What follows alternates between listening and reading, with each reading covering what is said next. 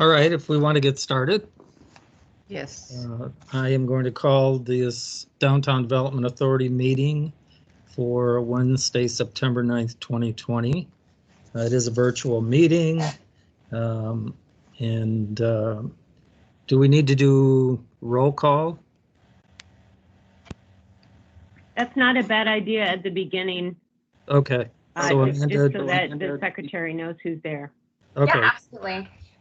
Luis? Here. Mayor Bliss? Yes. KM? Yes. Jermel? Join. Greg?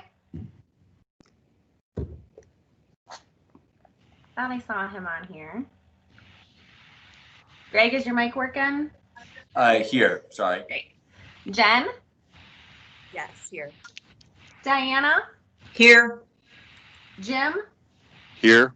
And Rick. Here. All right, we'll get started. First order of business is approving the minutes from July 8th, 2020. Are there any questions or comments or corrections that we need to make? This is KM. I move approval of the minutes. Do we have a support? Support. This is Roslyn. Thanks, Rosalind. So we have a motion and support. Is there anyone on the board that would like to vote no or abstain? Hearing none, motion's approved and carries. Next is our treasurer appointment, Scott Sandin. Mr. Kelly, do you want to introduce our new treasurer? Yeah, thank you, Mr. Chair. So as you all know, Jana Wallace retired back in July, our longtime treasurer, and in her place, the city has advanced Scott Sandin, and I believe Scott is on the call, although I'm not seeing him immediately. But Scott, if you're on, would you mind turning your camera and mic on real quick just to say hi?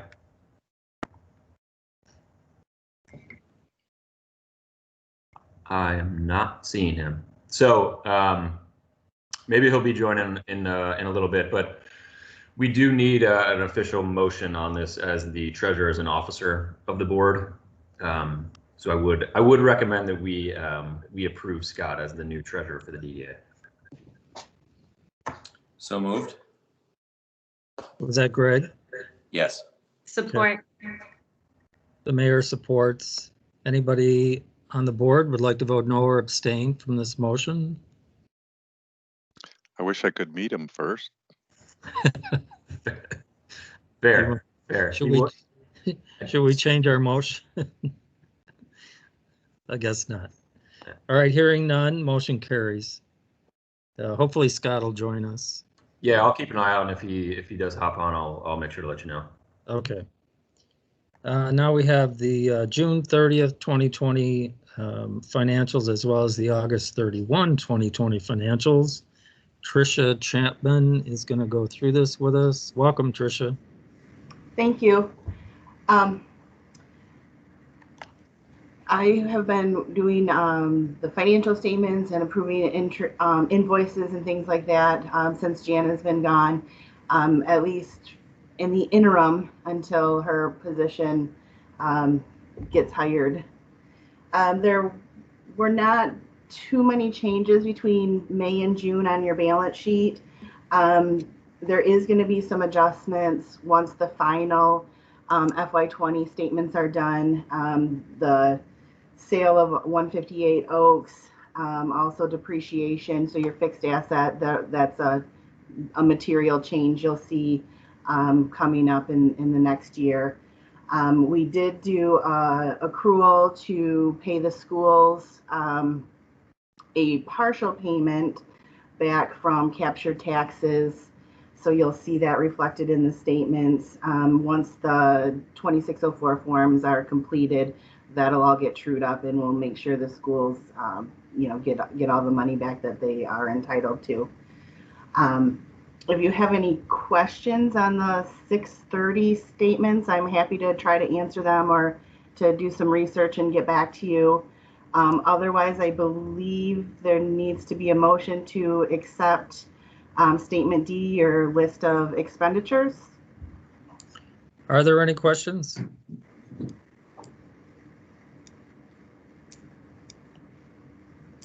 Okay, if we could have a motion to accept Statement D. So moved. Luis? Thanks, Louise. We need support. This is the support. This is KM. Thanks, KM. Any other comments on the financials? If not, is there anyone on the board that would like to vote no or abstain from the motion? Hearing none, the motion carries. So we'll go on to August. On your August statements, you'll notice, if you look especially at their statement of revenues and expenditures, there's not a whole lot of activity yet, a lot of accrual reversals. The treasurer's office has not yet posted the captured taxes, so not any real revenue yet at this point. So really these statements are, not that they're not useful, but they don't give a whole lot of information yet. You can see in Statement C at least where you're getting started with some of your projects, you know, comparing your budget to actuals. The negative revenue in interest is the reversal of the mark-to-market entry. Generally accepted accounting principles state that we have to bring all our investments to market value at the end of the year, even if those investments aren't going to mature for, you know, months or years. And then that the increase or decrease in that value is reversed in the new year. So you will see some negative revenue right now that throughout the year, you know, interest will be earned all year and should cover and surpass that. That was actually my only question, but If anybody has any other questions, again, I'm happy to try to answer them. Otherwise, I believe just need to have a motion for Statement D. Talon moves approval of Statement D for August. So just KM, I support the motion. okay, just we should change the motion to accepting, not approving. Sorry. Correct. And any other comments or questions regarding the August financials? If not, is there anyone on the board that would like to vote no or abstain from this motion?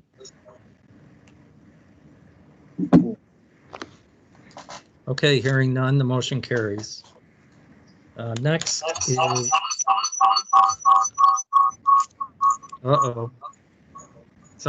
we might want to mute our microphones. Yeah, make sure to mute if you're not speaking. Downtown tree planting authorization is next.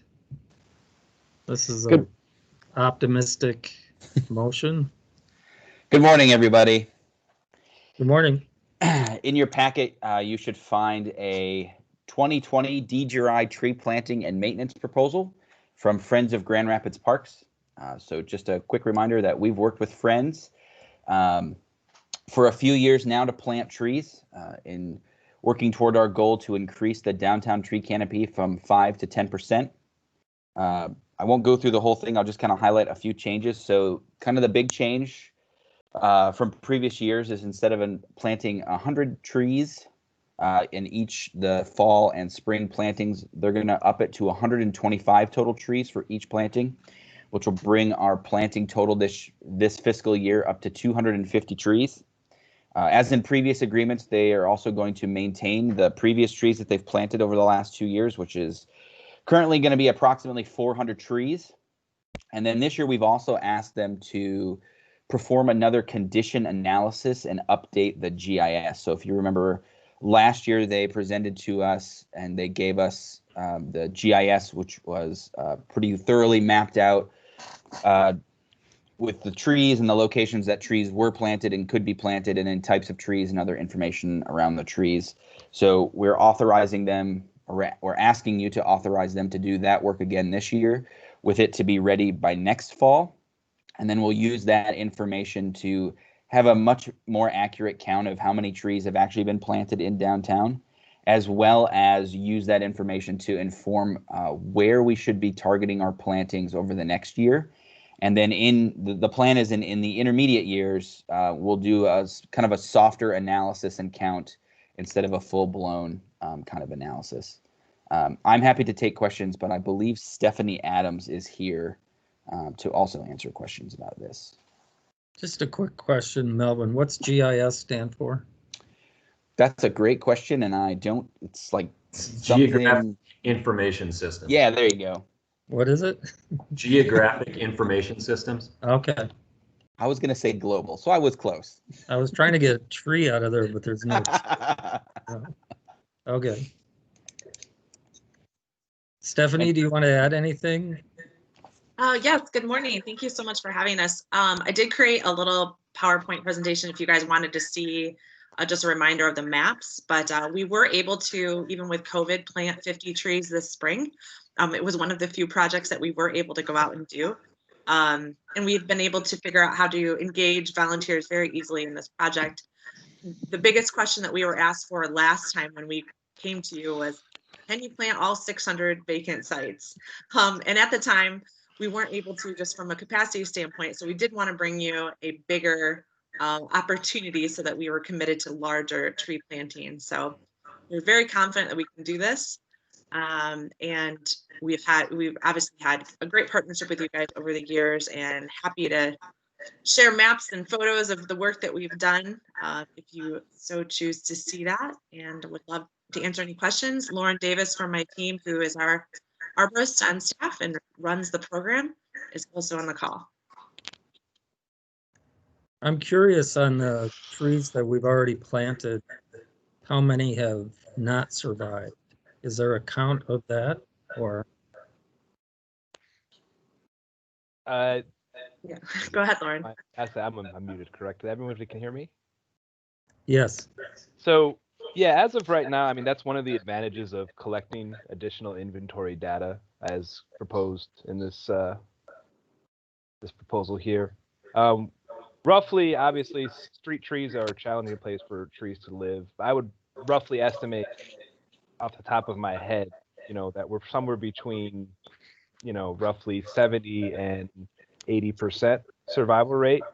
The average survival rate for a street tree in an urban area over the course of 2 years is roughly 66% is a general average that you'd see across the board. So our goal is to get that number down, obviously, as significantly low as possible. We want as many trees to survive.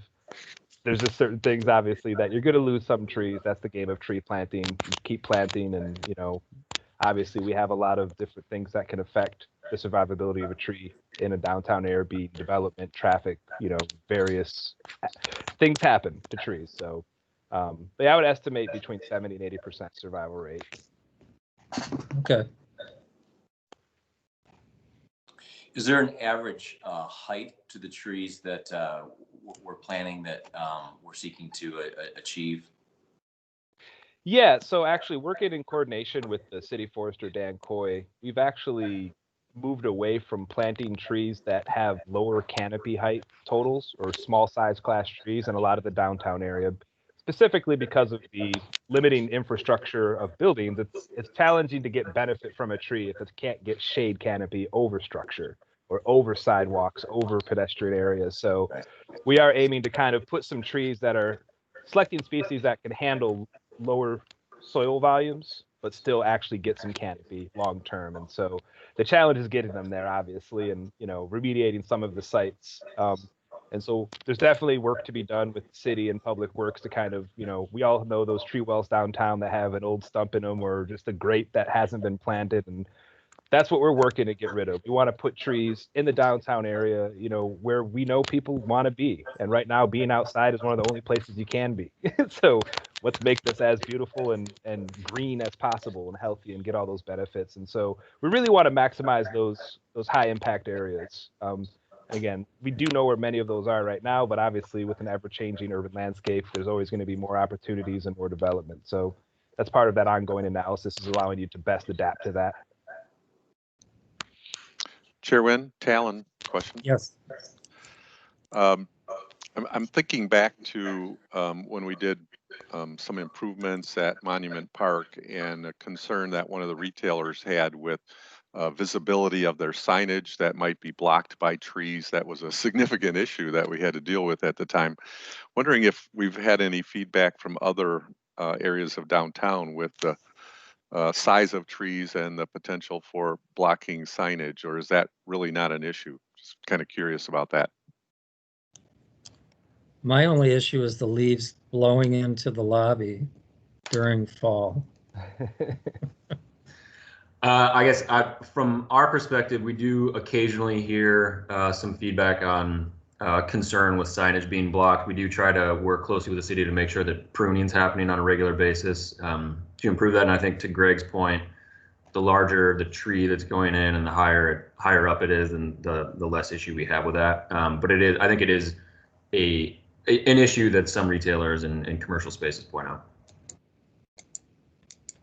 Just something to be conscious of, probably. Yeah.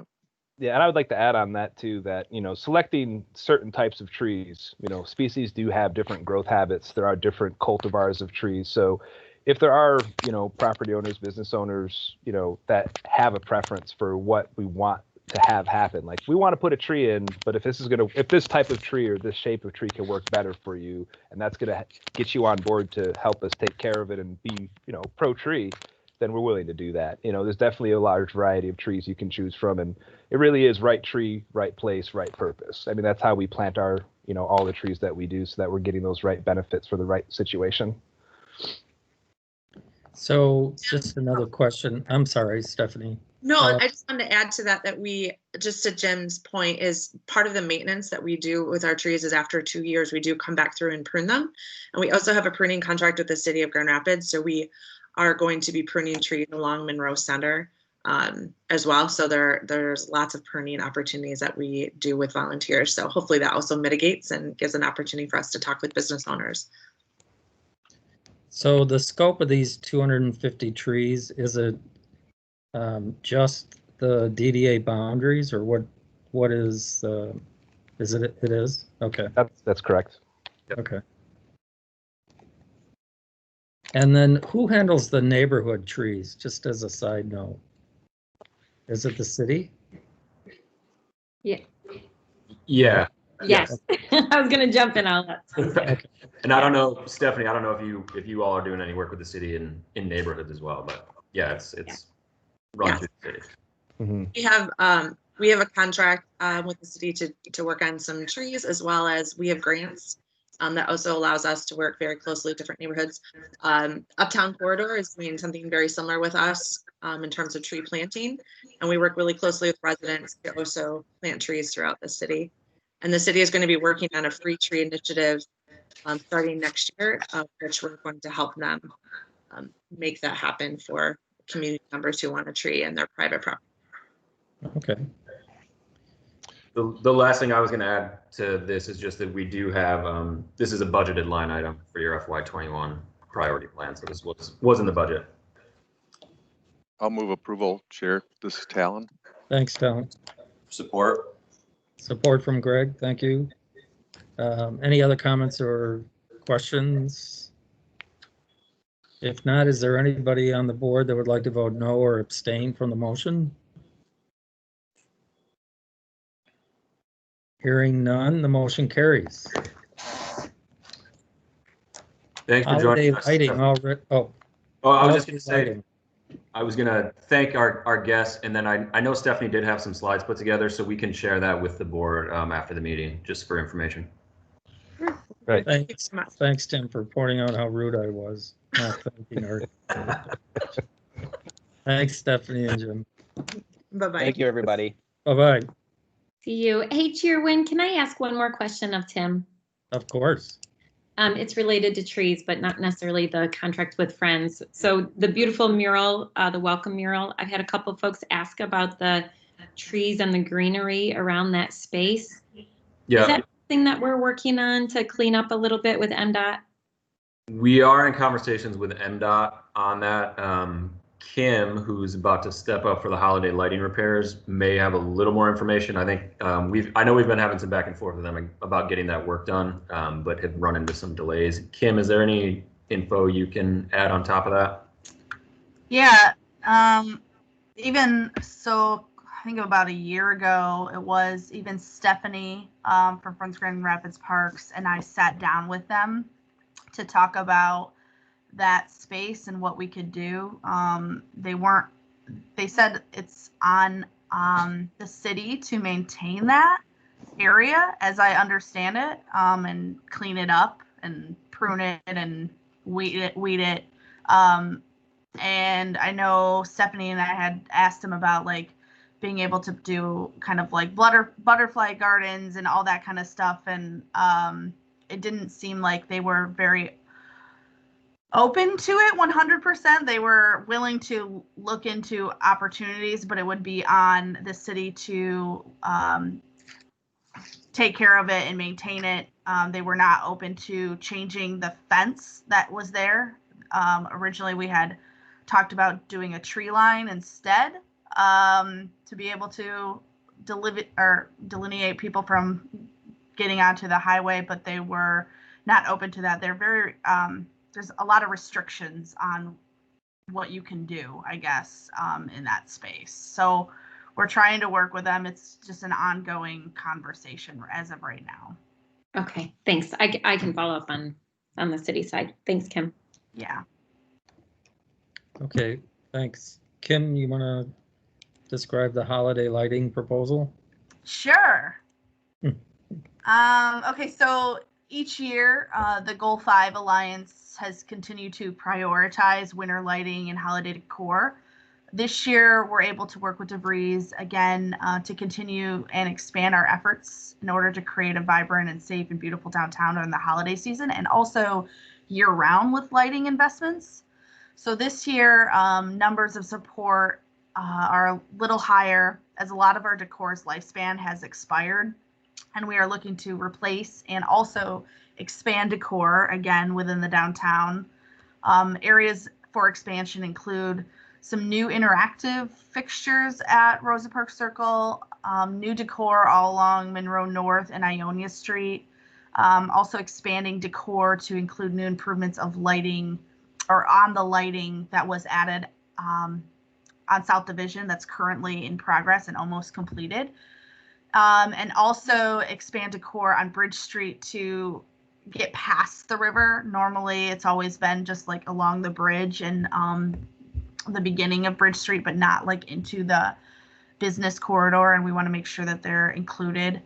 And we're also looking to change our year-round lighting on Monroe Center to include like wrapping the trees with tree-friendly lighting amenities that we were not able to do in previous years. We used lighting that which has been great. The businesses I know really like having the lighting year-round, and so do our residents. But we used and repurposed lights that we had before and put them on the poles as they were not like tree friendly. And now all of those kind of need to be replaced anyway. So we're able to look into tree friendly lights. And so with that, there is a recommendation before you today to approve the expenditure of lighting investments for the winter and year-round, not to exceed $75,000 to Christmas decor by DeVries for the provision, installation, deinstallation, and storage of the holiday decorations for FY21. And we're also asking, in addition to that, is to negotiate an agreement for a 3-year term contract with DeVries.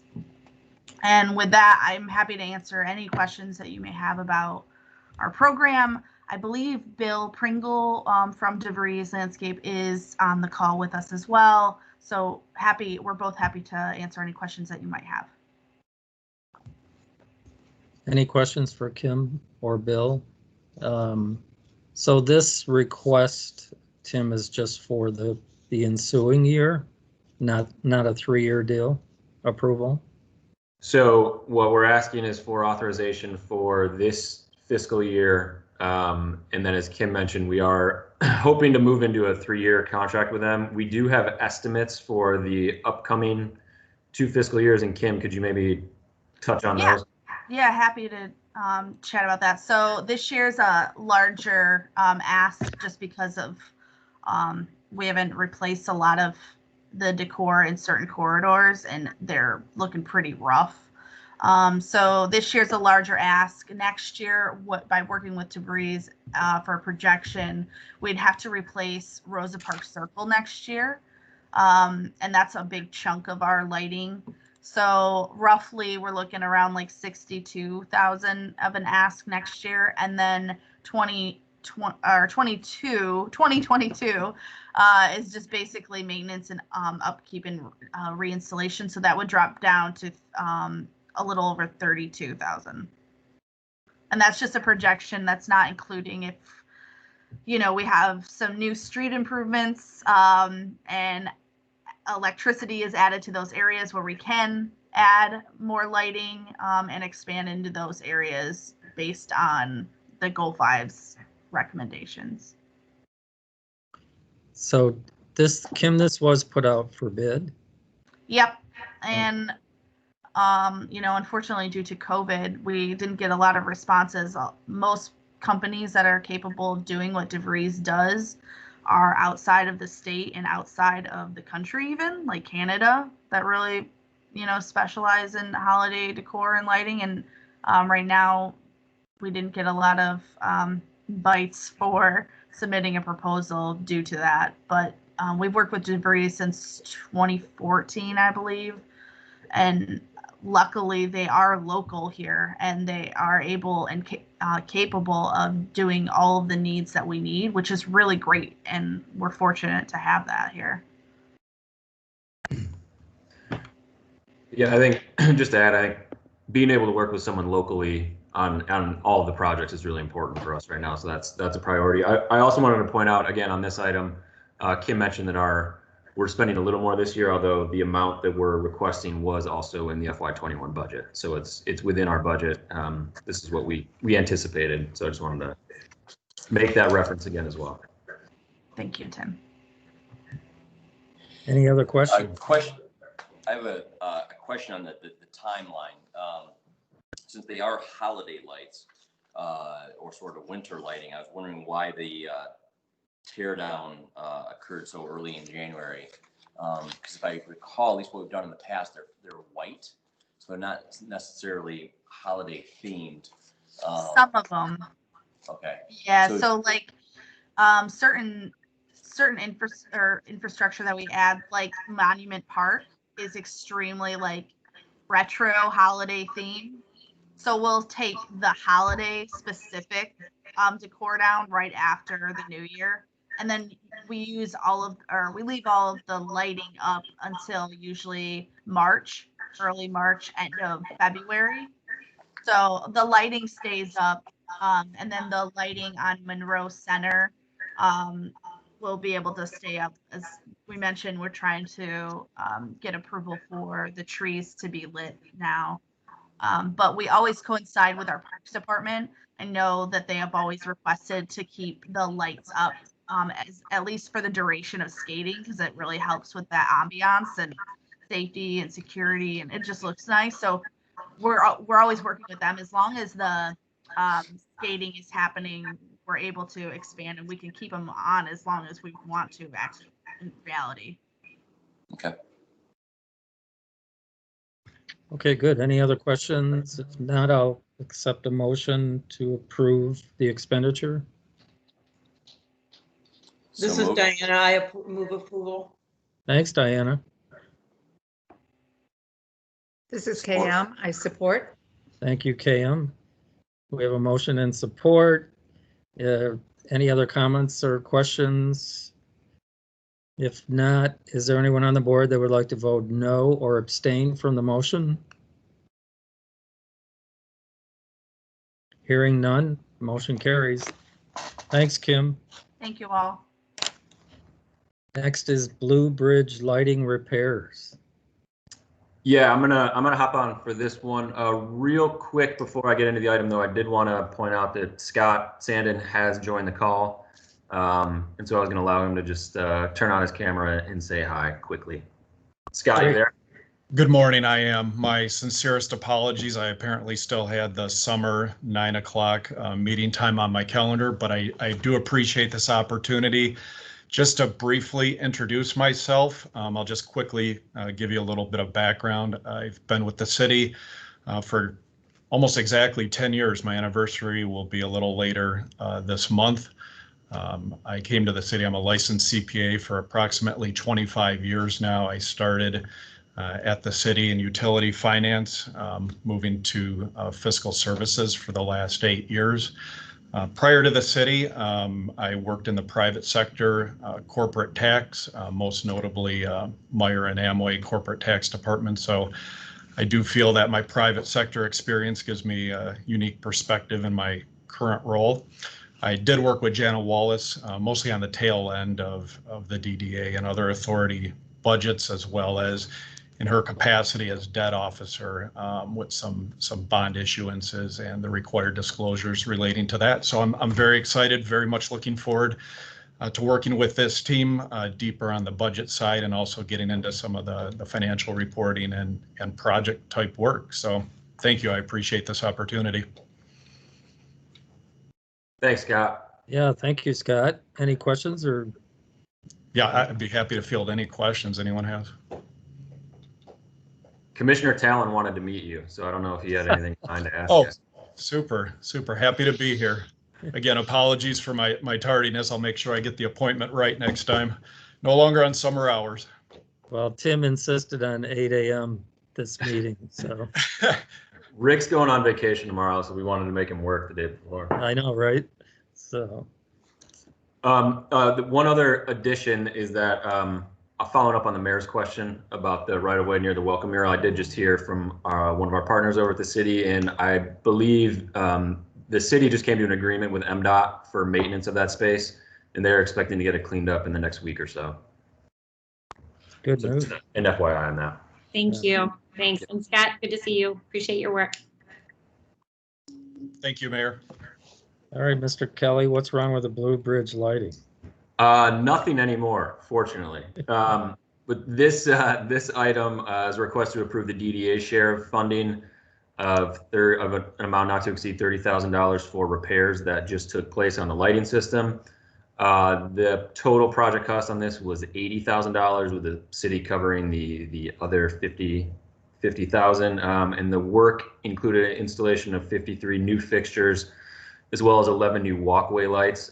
So at this point, the bridge lighting system is fully functioning, and the lighting levels are improved for pedestrian safety. We've already gotten some good positive feedback from some of our downtown neighbors who look out over the bridge. So we're happy to see this happen. Project will come out of the FY21 bridge lighting operation line item. And I do have, I believe, Bruce Swiris here from the city, who was the project manager on that, if you have any specific questions on the work, but otherwise would ask for your approval and recommendation. Since it's already been done, what if we just don't approve it? Just kidding. I'll make the motion to approve. This is KM. I'll support that motion. Any other questions or comments? Is there anyone on the board that would like to vote no or abstain from the motion? Hearing none, the motion carries. Thank you. Thank you. Next item for your consideration. So included in your packet was a request from Rockford Construction for a downtown enhancement grant. The proposal is to assist with the removal of the awning located at 86 Monroe Center, which is the Blue Cross Blue Shield and former Steckety's building. In working with them in some of our analysis, that awning, if you're not familiar with it, does have a pretty oversized presence on the sidewalk and actually impedes into the tree line, and really just has a darkening impact on the overall overall street. We do believe, and some of the renderings I think in your package showed that if removed, it would help improve the overall experience for pedestrians and allow more natural light, and also create a more consistent street wall with the other buildings in the area. It would also, I think, from our perspective, go along with some of the other public improvements that we have happening on Monroe Center now and planned in the coming year. So think about our social zones that are in planner improvements that happened last year. The city is in process of getting new LED lights to replace the high pressure sodium. And then also in the spring, we do expect to see the improvements and refurbishment down at Rosa Parks, or Ecliptic at Rosa Parks Circle, take place. So a lot of work happening on Monroe Center. We think that this goes along with just sort of the overall pedestrian improvement and in keeping with our street space guidelines. So as was indicated in the packet, the estimate for the work is $113,535, and as allowed by the guidelines, Rockford is seeking approval for an amount not to exceed $56,767.50, down to the penny there. That's in keeping with the guidelines, which allows for reimbursement of up to 50% of eligible costs.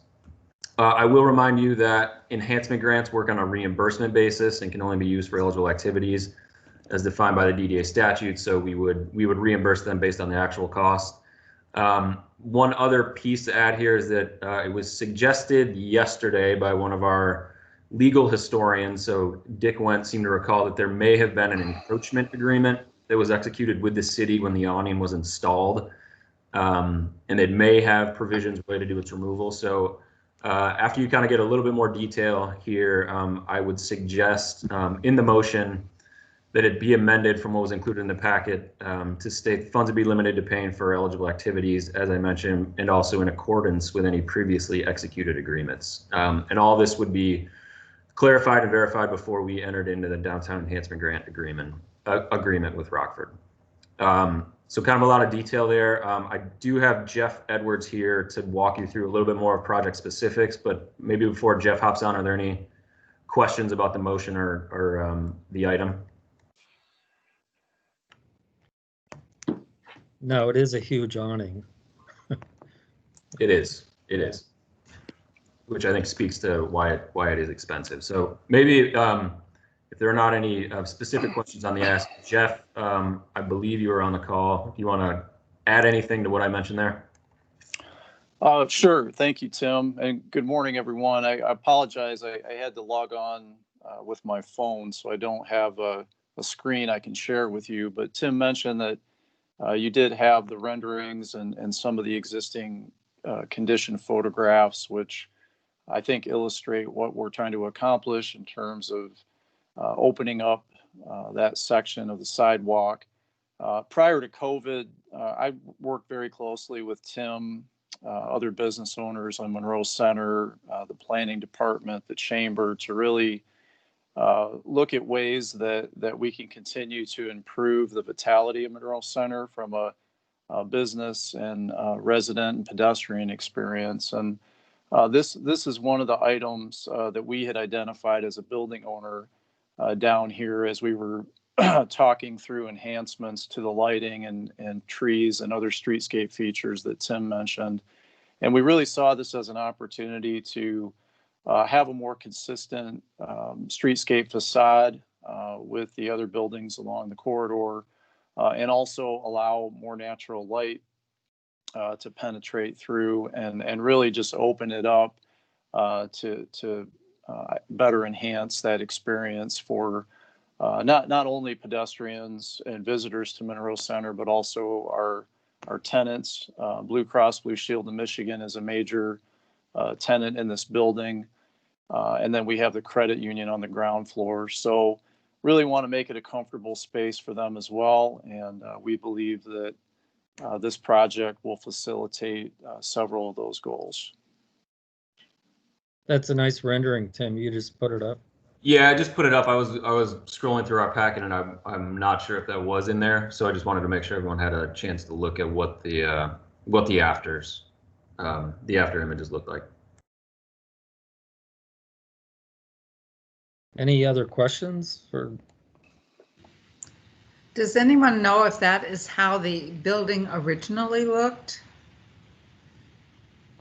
That's a good question. That the canopy is actually part of the original construction.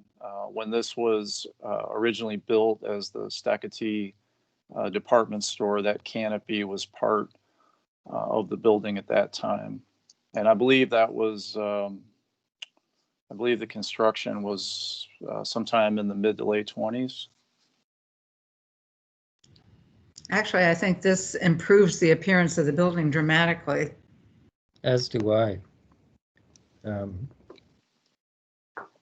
Any other questions or comments? This is KM. I would make the motion with the suggested addition of language. Okay. This is Jen. Okay, thank you, Jen. We have a motion and support. Any other comments or suggestions? Hearing none, is there anyone on the board that would like to vote no or abstain from the motion? Hearing none, the motion carries. Thank you. Thank you. Thanks, Jeff. So now we're going to talk about a Todd pilot.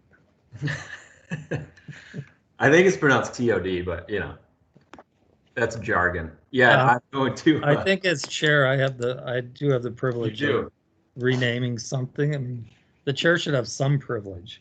You have the power. You have the microphone, so you can name them what you want. Okay.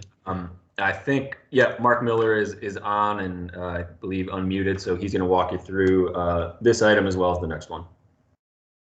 Yeah. Good morning. Rick, a TOD is a transit-oriented development, and it is sort of an acronym for jargon, but really it's a type of development that seeks to concentrate a robust mix of uses within walking distance of transit. So I guess in an old school sort of way, it's just like a city building kind of thing.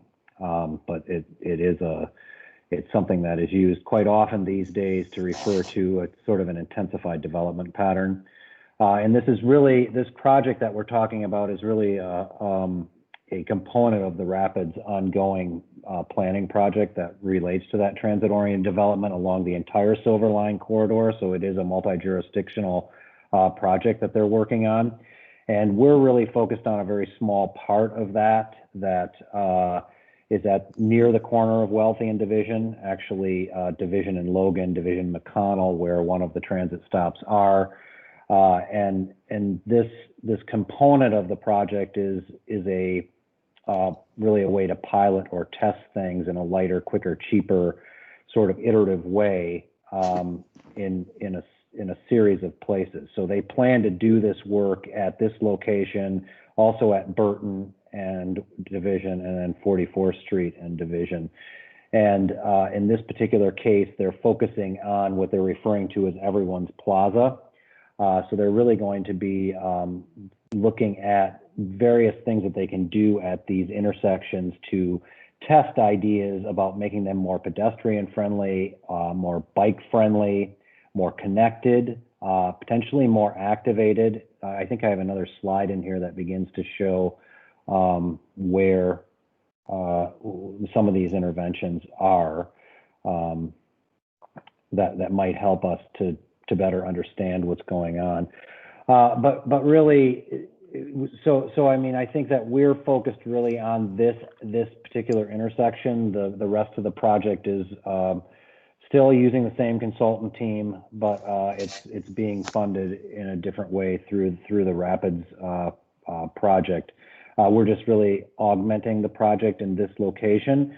We're using the Rapids consultant. So the Rapids consultants, sub-consultants on this project include Andrew Howard from a place called Team Better Blocks. They've sort of invented a lot of this stuff through the last 20 years. They've done it all over the country. And then the local consultant that's teamed with Andrew is Lene Wells at Aligned Planning. And she has done a lot of these in Michigan and in Grand Rapids. So we have a lot of experience doing these types of interventions. And this is really about testing some ideas, looking at what might work, and then really hopefully moving that forward in terms of like what we can do in the future to begin to rethink this particular transit node in terms of its pedestrian friendliness and its connectivity. And this is all within the context of the ICCF project at the corner of Logan and Division that is putting in a senior living building as part of their Tapestry Square project. So and they are actually working on this project with the consultant team as well. We've done a little bit of outreach up to this point with various entities in the area and some of the neighbors that live nearby. And I think it's in your packet, but they really plan on starting a lot of this tactical intervention the week of September 28th, and then the project will become sort of activated in full on October 2nd. So I'm happy to take any questions about this, and I think at least one of the members of the team is in the meeting as well.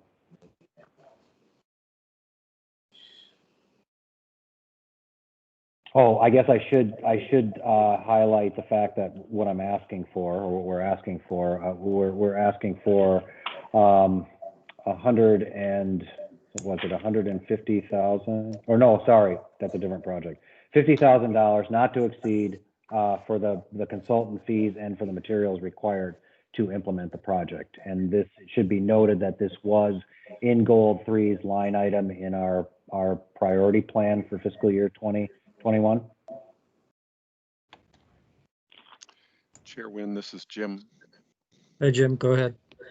Thanks, sorry, I don't have a raise hand option here. Yeah. But wondered if someone might be able to offer some examples of what are tactical interventions. What are those? What are a couple of examples? That's a good question, Jim, and I think I'll try to answer it before we go any further. But if you remember back during the River for All planning work, there was a crosswalk painted at Bridge Street right by the post office. It was like bright blue and it had waves on it. And then they did some tactical curb cuts, so ramps that went up to the curb, and really began to highlight that as a crossing during like a weekend event. And they had some like furniture there, and they had some artwork there to accentuate the crossing.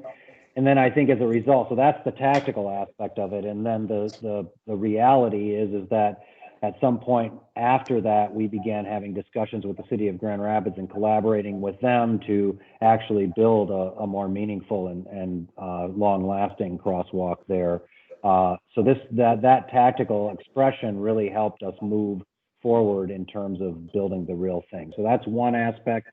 I think Lene did a project back, 2014, 2015 on State Street, or maybe it was even 2012.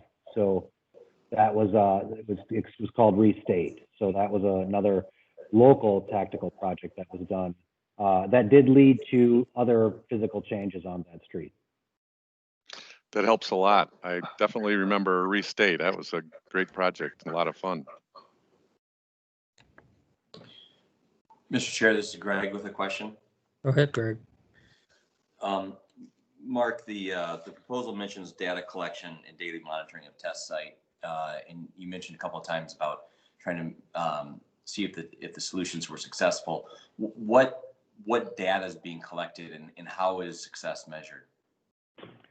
I think I might defer to one of the consultants. I think Lene is on the call, and she may be able to answer that a little bit better than I can. Hi, Greg. This is Lene Wells with Align Planning. Some of the data collection that we're intending to do, one is regarding sound and ambient noise. That corridor tends to exceed 70 decibels at times because of the traffic speeds. So we have a decibel meter, and we've been monitoring that pre and then during the intervention.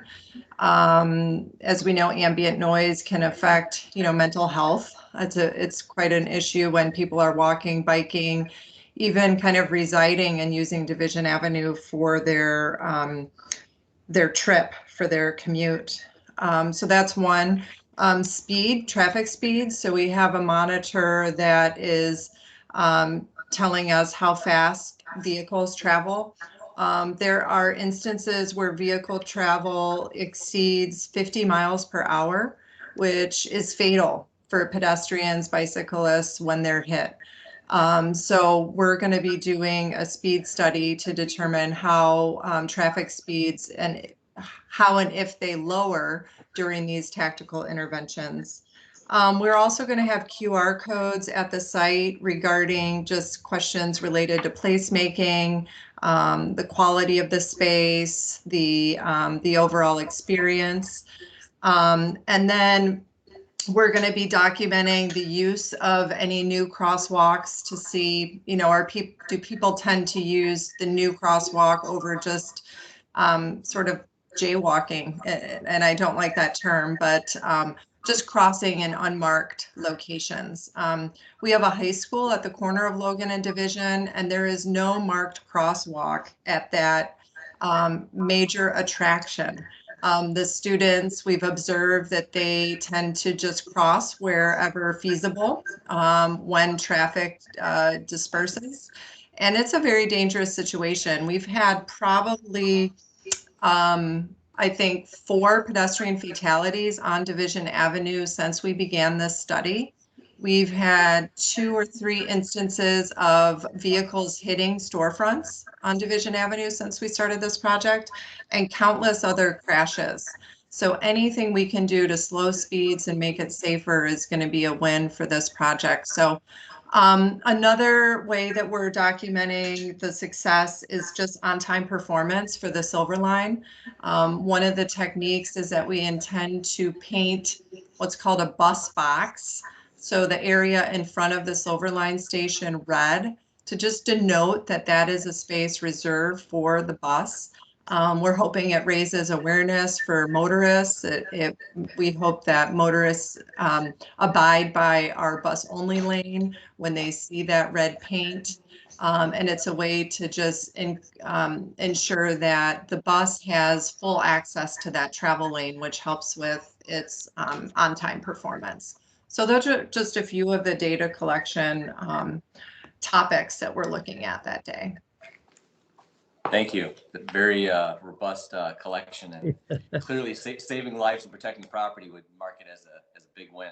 It's an economic development necessity on that corridor right now. I mean, one of the reasons that we're seeing and we're hearing from our public engagement is that traffic speed and safety is really impacting the quality of commerce and the experience that businesses can offer their patrons on Division Avenue. And if we're going to reinvest and encourage investment, we really have to take a hard look at how we design that street and our responsibility as a city for what happens between the curb space.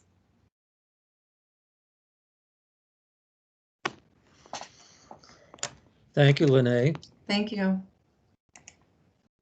Any other comments or questions? So I would entertain a motion to accept the TOD pilot program as presented. So, Mr. Chairman, this is Greg. So moved. Thanks, Greg. This is Rosalind. I'll support. Thank you, Mayor. Any other comments or suggestions? Hearing none, is there anyone on the board that would like to vote no or abstain from this motion? Hearing none, the motion carries. Thank you so much for your support. Good luck, Lene. Thank you.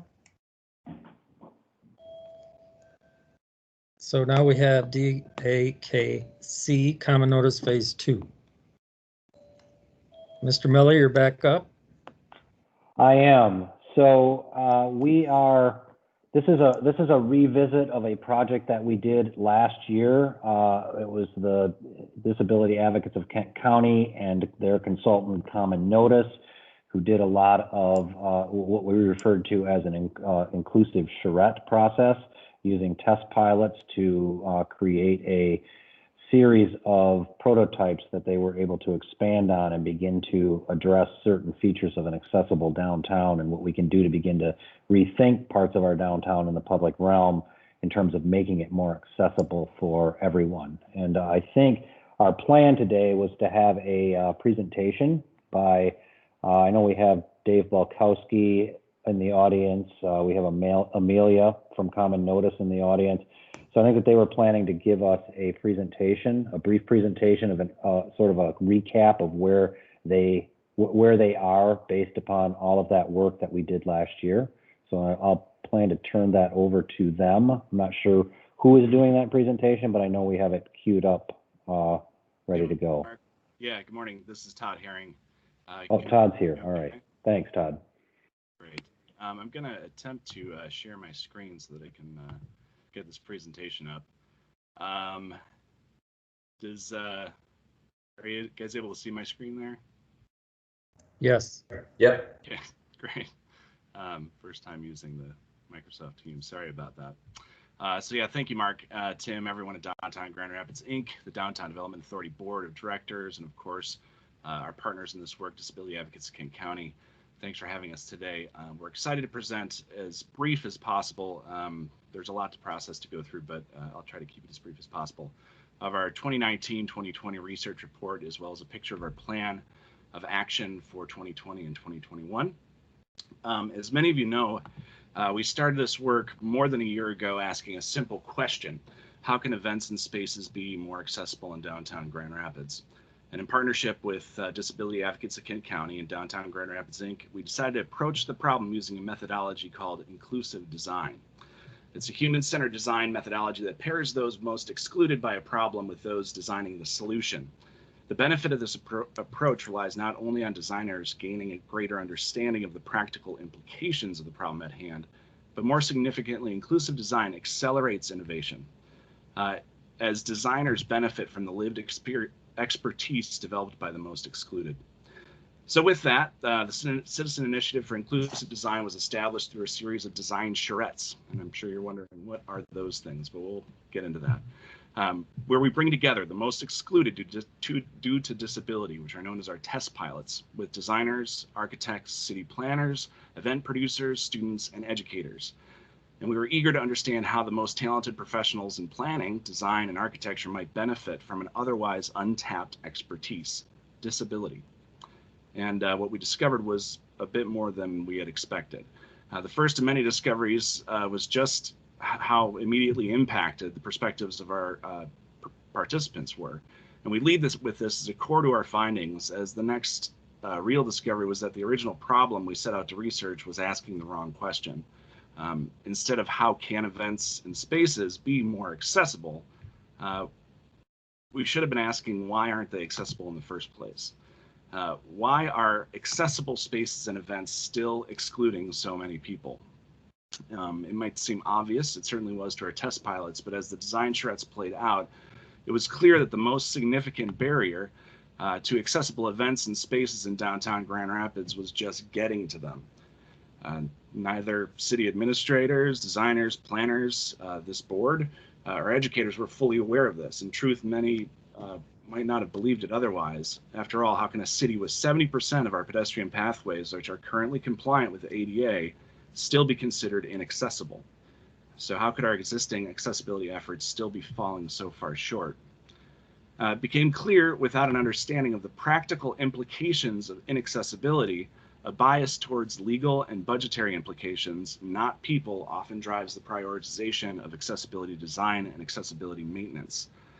So in addition to these high-level findings in the design charrettes and subsequent prototype development and research, it output much more and can be found in the full report, including specific research outputs and observations organized into 5 actionable focus areas, 8 prototype solutions for downtown accessibility, and 2 prototype concepts selected for further development. And that full report will be sent to you later today. So it's our hope that this research will provide clarity and resolve. Grand Rapids is uniquely positioned to be a beacon of accessibility and a model for inclusivity, an international destination renowned for the beauty, elegance, and grace of universal design. We have the design, tech, and planning, talent, and resources to define what inclusivity really looks like when it is designed to be so. And to provide a clearer picture of the impact of inclusive design as a research method, we asked Brian Kelly, the filmmaker, to document the process along the way. I try really hard not to think every moment, oh, I am legally blind, I have cerebral palsy. But when things come up, when barriers interrupt the flow of my life, of being a wife or a counselor or someone who's involved in my community, then I have to start thinking critically about what would make this environment better.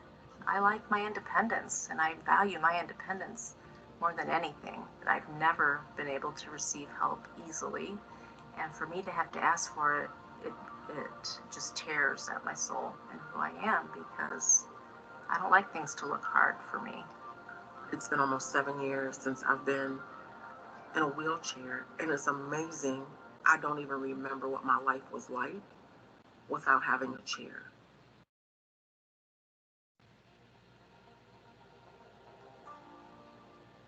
I think of this experience in the design charrette as an opportunity to help other people understand the nuances involved. The opportunity for us as practitioners and for students to learn how to watch and listen to what happens in the day of the life of folks navigating the world will help us to think bigger about what solutions we're coming up with. Like, what is this lived experience, and connecting people to this up front before we even start thinking about designing something.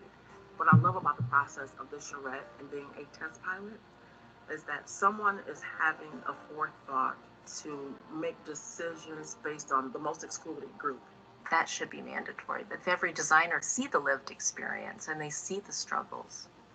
Being invited to the charrette, I had no preconceived notions of what we were doing. We had someone in a wheelchair and someone who was blind. Our destination downtown was Rosa Parks Circle. And what was that experience like for them? You know, getting around the venue. When you get to walk alongside somebody who is experiencing the world in a little bit different way than you are, you start to realize the things that you take for granted, or the things I think that you didn't notice. When we talk about the ADA, we like to say it's the worst you can legally do. So don't brag up that you met the ADA. The worst you can legally do is actually inaccessible to a lot of people. We as an industry really need to focus on educating our clientele and the cities we're working within, because if we're not pushing it, there's nobody downstream of us that's going to push the issue either. Sometimes the littlest thing can make a gigantic difference in someone's life and can literally open doors for them to get to a new restaurant, get to a job. And there's all these tangible things where universal design makes life better and easier for all of us. Certainly the chair user benefits from a ramp, but so does the parent pushing a stroller. All of the things that are happening in downtown on any given week or weekend, if you can make those places as inclusive as possible, like ultimately it helps everybody's bottom line. People have to consider this all as an investment in their own future. Investing in a future where every single person throughout the aging process, from child to someone, can feel connected and safe in a community. So after participating in the charrette and how I apply that to what I do every day, you know, we have a goal within Progressive ourselves, not just interiors, but in architecture, how we approach lighting, everything. We put that universal design cap on. It's something that we've taken and put a stake in the ground as a company to say, hey, when we get a new project, whether they ask for it or not, it's just good practice. That puts us ahead so much farther. And 9 times out of 10, our client is going to say, gosh, why haven't we been doing this all along? It just makes sense. You know, it's a simple question. Why wouldn't we do it as a society? We have been great leaders in the way we think about designing for environment. Why can't we also be great leaders in designing for humans? I think that would be a fascinating place to spend time. We have the intellect to do that, and we have the desire to do that. And if we have the right support, it should be very achievable. We have huge gratitude to Downtown Grand Rapids Inc. for their continued confidence and investment in accessibility. You know, you go back to 2005 when they paid for the first audit of downtown, and then we updated that 12 years later, and then now with the charrettes. I mean, they want to make sure downtown is as accessible and inclusive and inviting as it can be. They understand that this is what community means. It's about time that we move forward. Grand Rapids has done so many great things for diversity and inclusion. Design, I think, needs to be the next step, because that is the ultimate way to include individuals so that they can flourish.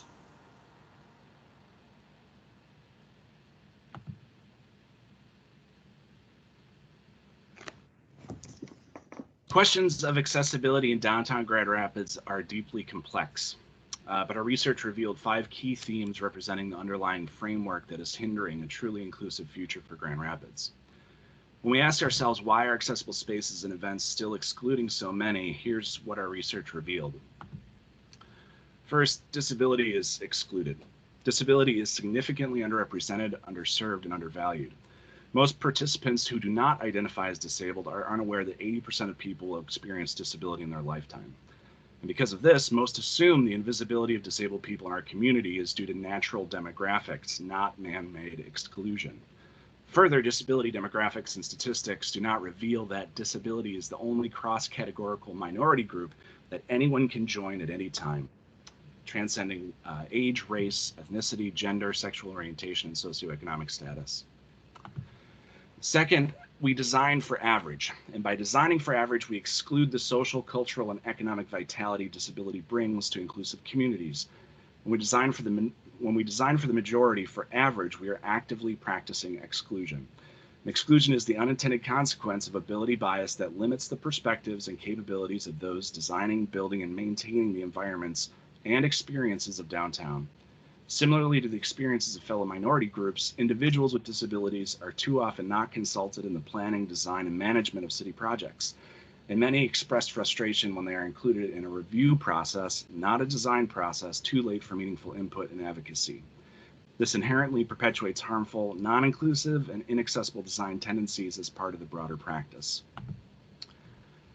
The ADA should be seen as a minimum and never as the goal. The 30-year-old Americans with Disabilities Act allows for inconsistent interpretations of accessibility compliance, resulting in wide variations in our built environment. This inconsistency represented a significant barrier to safe and predictable journeys for all pedestrians. And while designers and planners are asking if a certain crosswalk meets ADA standards individually, they are not asking if the interpretation of those standards matches what exists even on adjacent corners. Further complicating matters, multiple government organizations, as well as departments within those organizations, each use varying internal and external design and construction resources. This complexity breeds projects motivated not by a citywide commitment to pedestrian safety and experience, but by the budget and design parameters of the project at hand. For these reasons, as well as a general sentiment that pathway consistency is an aesthetic, non-functional priority, chronically inconsistent pathways hinder both the aesthetic and functional experiences of all pedestrians in downtown. Accommodations are seen as afterthoughts. The ethos of designing for ability and accommodating for ADA compliance is still the status quo. The Americans with Disabilities Act identifies what is illegal, not what is inclusive, equitable, or innovative. And this paradigm leads to dangerous misperceptions of accessibility features as expensive and aesthetically unpleasant amendments to projects after they are designed, and in some instances even after they are fully built. Current accessibility standards serve an archaic, separate but equal philosophy and do not provide designers, planners, architects, and community organizers with adequate understanding of end-to-end user accessibility. The flaw of the ADA minimum compliance as a design, policy, or planning methodology is the often unrealized and damaging bias toward placing people with disabilities in a category of increased need, not equal rights. And in doing so, segregation hides in plain sight as a visible design solution, not as a societal ill. We have separate ramps, routes, entrances, separate dining areas, separate seating areas, bathrooms are just a few commonly accepted design practices that exclude people with disabilities. And lastly, addressing ability bias. Inclusive design methodologies accelerate the recognition of bias, allowing for the acceptance and prioritization of universal design solutions. Many of our participants had previously participated in simulation exercises to spark empathy for this lived experience of various forms of disability. Now, while empathy is a critical component of any design process, it is the product of observation of and collaboration with those whose lived experience offers expertise or perspective the designer lacks. Many participants freely admitted to a previously misunderstood or overlooked ability bias that has affected their discipline and practice. The inclusive design charrettes and subsequent inclusive design prototype testing provided a safe and productive environment to address bias without the defensive haze that often clouds our ability to change and grow.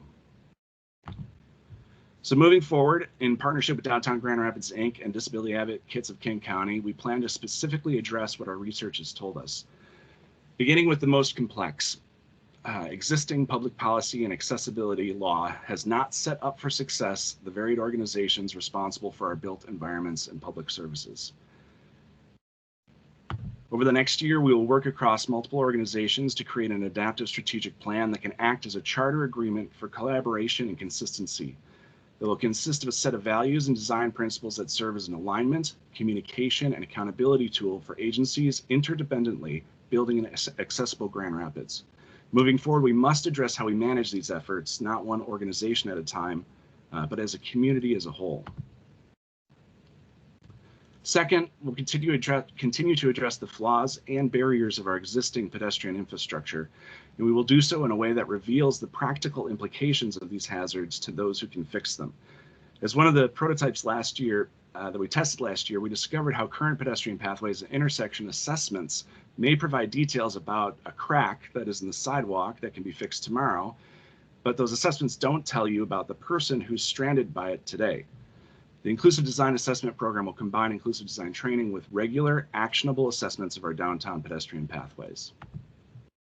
Third, in an effort to more rapidly address the current inconsistencies of our downtown pathways and the exclusion they cause, and encourage safe and predictable journeys downtown, we will continue to develop a second prototype to promote the existing parking, transit, and pedestrian pathways that do provide consistently accessible experiences. And lastly, we'll continue in the same way all of this began, with a series of inclusive design charrettes, tackling other issues of accessibility, equity, and inclusion in Grand Rapids. Once again, pairing test pilots with leaders from the design, planning, architecture, government, and event planning sectors. We will address topics such as targeted expansion of accessible parking, the idea of pedestrian resting points, and how parklets and places to rest can extend pedestrian journeys. It's been our honor facilitating this research on behalf of everyone who worked on this project over the past year, and those on the coming year's project team, including Dave Bukowski, Bill Holmes, Kim Davey, Patrick Parks, Jackson Botsford, and my partner and research lead for Common Notice, Amelia Gritter. All right, while this work reveals a significant amount of work to be done, it's hopeful to live in a city that wants to do it. And thank you for letting us do that work with you. Thank you, Todd. So do we have any questions for Todd or for Mark?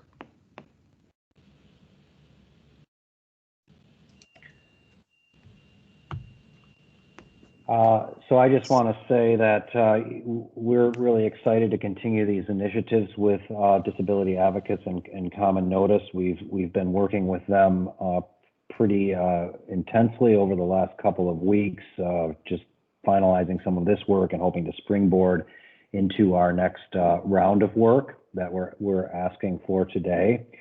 As Todd, I don't really need to go into a lot of detail on what Todd went through. He sort of gave you a overview of these two sort of tracks that we're taking this year in fiscal year 21. One of them is the Inclusive Design 2021 initiatives, which is basically building on that work from last year and really looking at like the accessible routes for both parking and just in general in the downtown. And I think that one of the things that's interesting about that particular work and that prototype expansion is that we are, as you know, working on the wayfinding project for downtown, and we've begun to have very basic discussions on the design of that wayfinding, and we're fortunate enough to have Dave Balkowski working on the team, the consultant team for that project.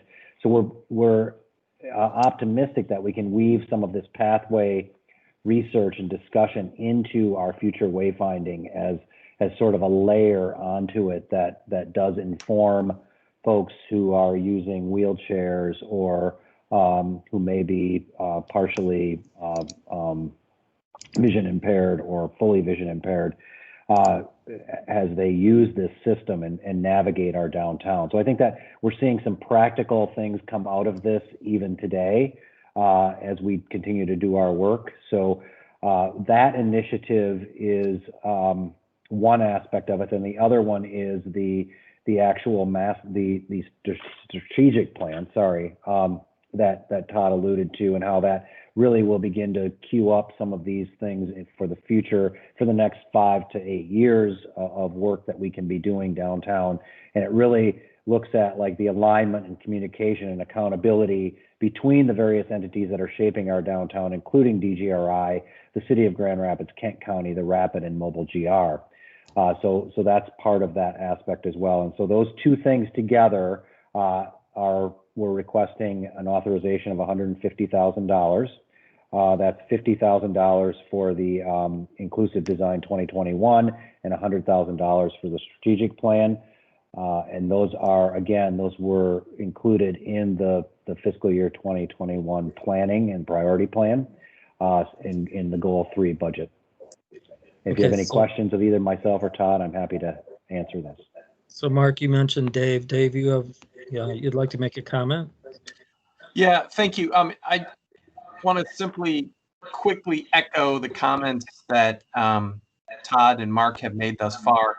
I mean, rewatching the video that Brian Kelly did, at one level, I hope you feel a little uncomfortable and where we're at today.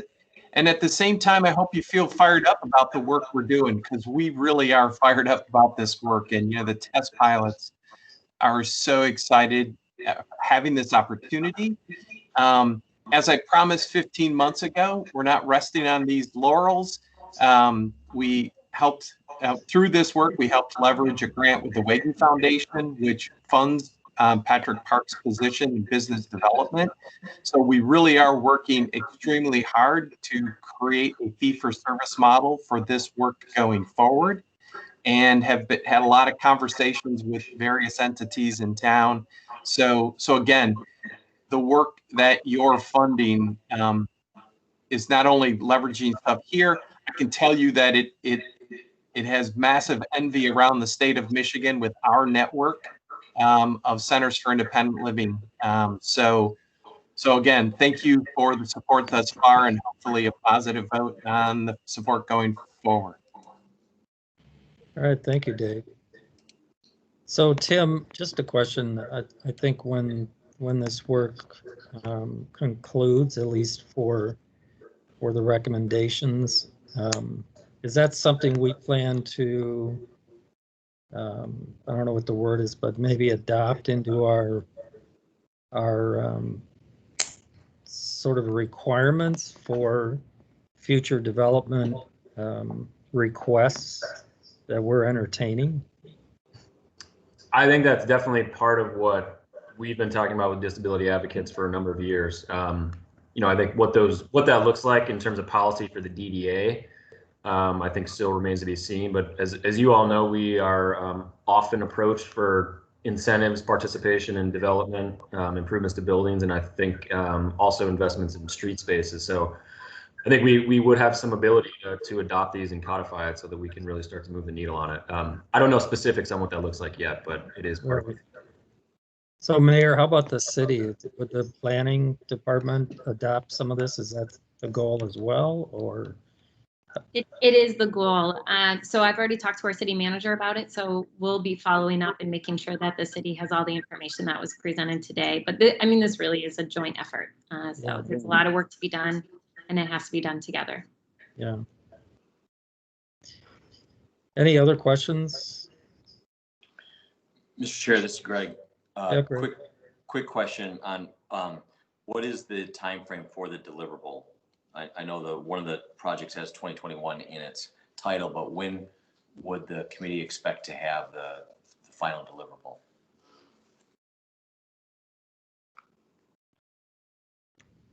So I probably can't give you a specific date, but maybe Dave or Common Notice could embellish on what I'm about to say. But we have actually been working with the group over, like I said, the last 2 weeks to the last month, and they have begun some of this work, even in sort of advance of this request. So I think that from our standpoint, we're looking at about a year's worth of work probably here for a lot of this stuff, and with the real goal of finishing up by the end of the fiscal year, which would be next June. Yes, I mean, that's the quick embellishment is that it's within your program year. So late spring, by June 30th of next year. Okay. Any other questions? Is there a motion to approve the expenditure? This is Diana. I move approval.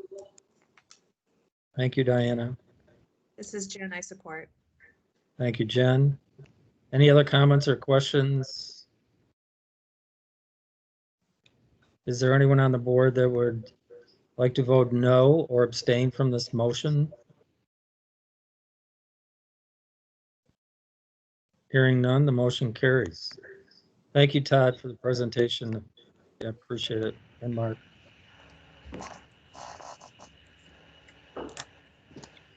Thanks, everyone. Thank you. Next, we have river governance update from Mr. Guy. Andy, you there? I am here. I was waiting for Tim to give me a little bit of a warm up here. But cold open, Andy. Cold open. Hey, good morning, everybody.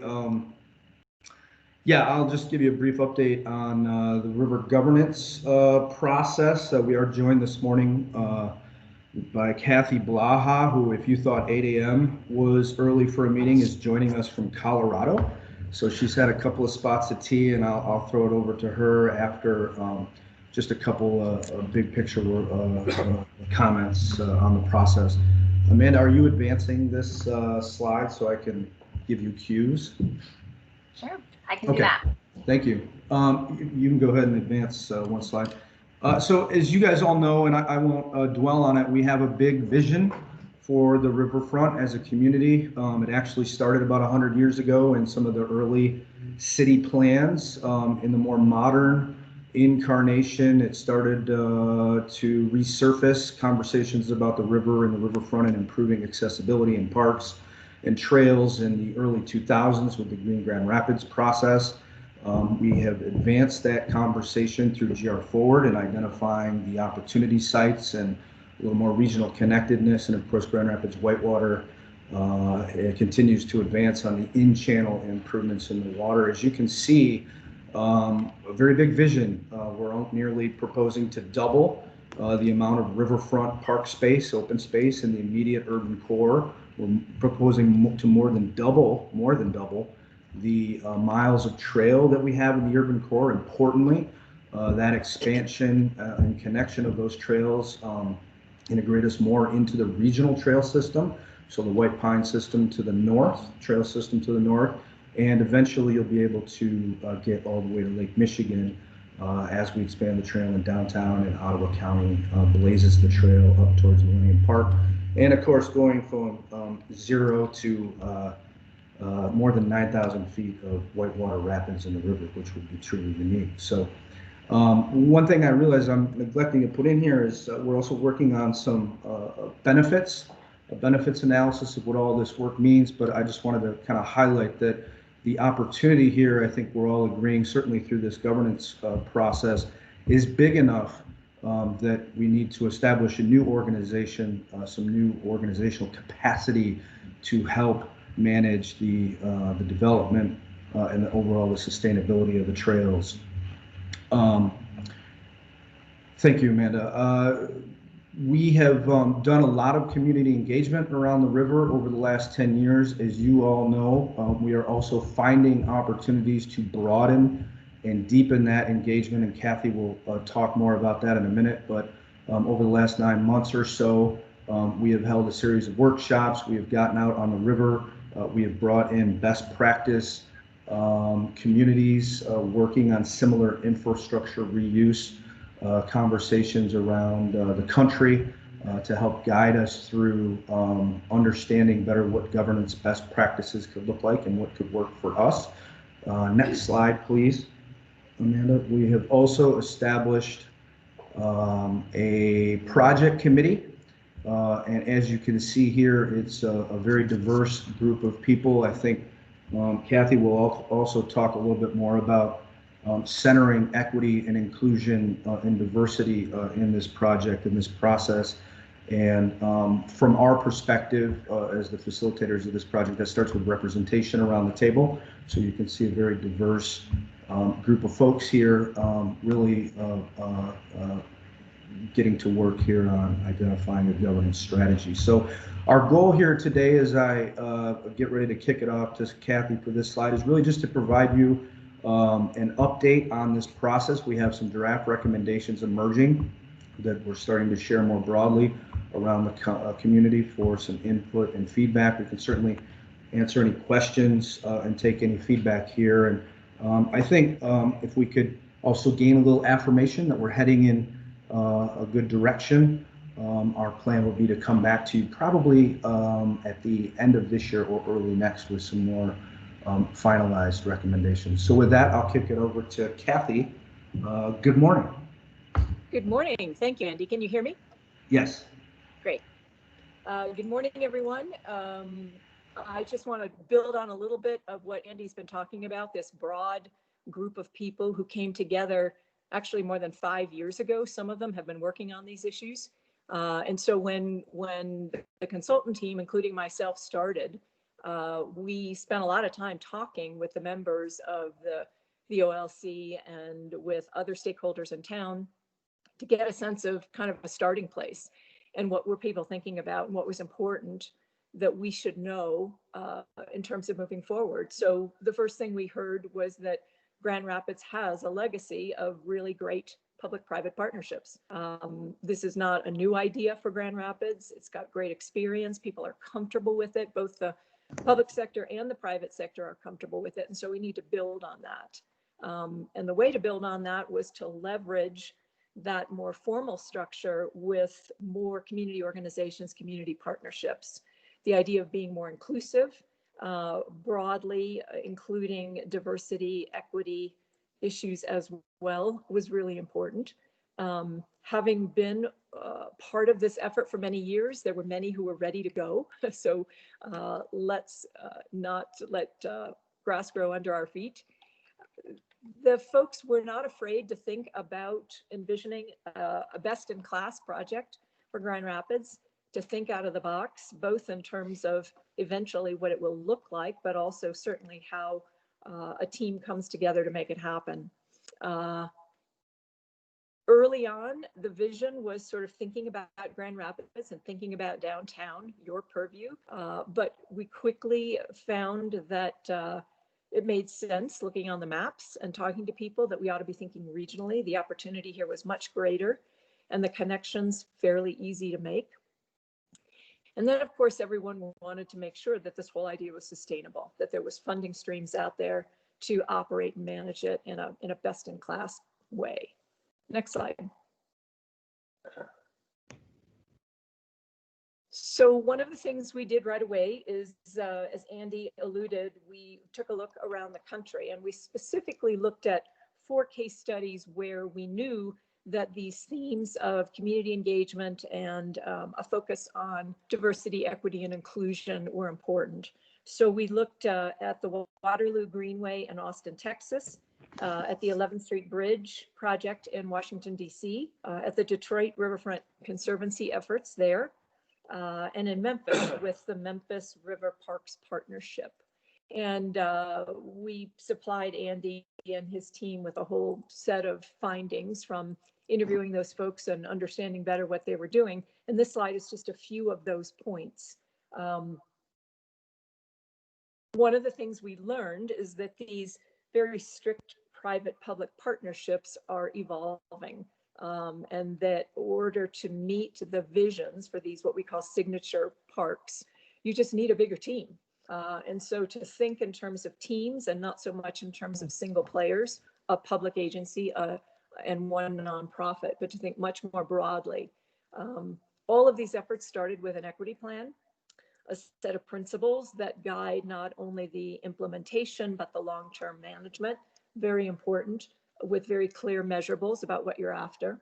The idea that you were having stronger community partnerships, being involved from the start and throughout the program, meant that you needed to have clear roles for these groups. It's just not a matter of bringing everybody to the table, but making sure that there are clear roles in the implementation and the management. Obviously, private and public funding is really important to this, but philanthropy was particularly important in all of these cases in getting started.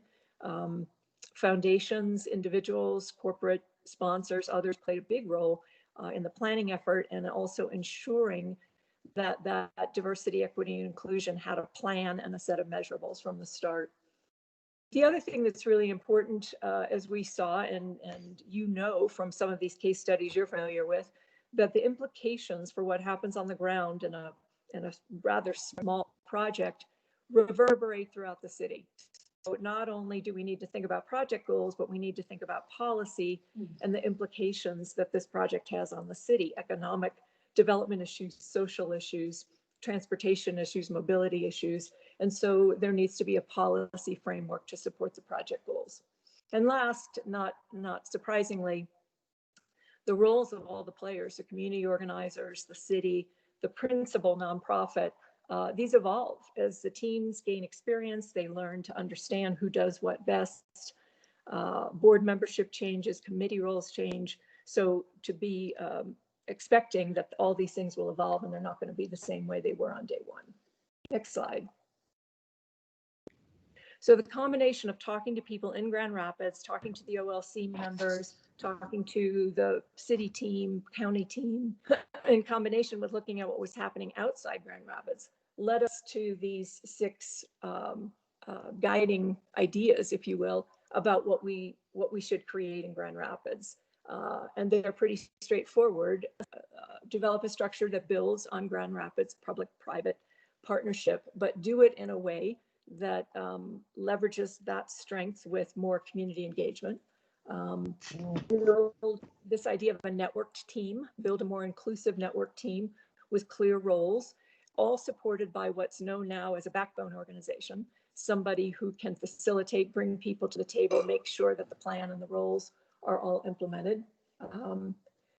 Be more broad in thinking about strategies that not only are about implementing the project, but addressing the social and economic impacts of the project that are likely to occur. Again, that important role of philanthropy, and you guys in Grand Rapids have a terrific philanthropic community who's been engaged in this project from the start. And then lastly, think, much more broadly, physically, about where this project will go and the opportunities on a regional scale and the public partnerships with your neighbors to do that. Next slide. So the essence of what we're recommending are these four elements. This idea that it's not just a public-private partnership, but it's a public-private community partnership, a little more broad of a team, that we need to broaden community engagement and again, at the same time, be really clear about roles for these groups. One of the things we found in the discussions with the OLC members, that list of 15 or so that you saw a minute ago, there are some terrific community-based organizations who want real roles. They want to help in planning, they want to help in programming, they want to help in bringing their constituents to the project. So be real clear about the things that they can do. The other thing, of course, is to create a nonprofit. Even though you have all these community organizations, you have commitment from the city, from the county, that you really need someone who can facilitate all of these players and implement a lot of the really hardcore real estate, construction, programming things at the start. But in addition to that, you all have this thing in Michigan called Recreational Authority. And we'll talk about that in a second, but it really added a nice addition to this kind of a tool to create a partnership among the public agencies and support this project on the public side in a much stronger way. Next slide. So back in 2000, the Michigan legislature passed something called PA 321, which was the ability to create recreational authorities. And it's an opportunity for a couple, 2 or 3 public agencies, a county, a township, a city, to come together through an agreement to work together on some sort of a recreational purpose. Very flexible. Land acquisition, construction, maintaining, improving.